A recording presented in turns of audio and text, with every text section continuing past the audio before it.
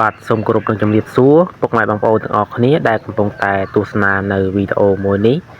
វីដេអូនេះគឺខ្ញុំនឹងធ្វើការលើកយកនៅរបៀបកាត់លេខឆ្នោតតាមសុបិនយកមកចែករំលែកជូនបងប្អូនទាំងអស់គ្នាទុកជាចំណេះដឹងចំពោះបងប្អូនដែលនិយមតាមដានការកាត់លេខឆ្នោតតាមសុបិននេះ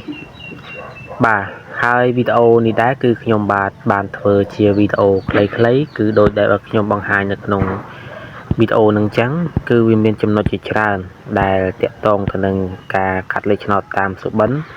ហើយខ្ញុំធ្វើជាវីដេអូខ្លីៗមួយដើម្បីងាយស្រួលក្នុងការដែលបងប្អូនទាំងអស់គ្នាធ្វើការស្វែងរកឲ្យត្រូវទៅនឹងសុបិនរបស់បងប្អូនទាំងអស់គ្នាសុបិនឃើញមនុស្សលងទឹកលេខឆ្នោតដែលត្រូវកាត់គឺមានលេខ97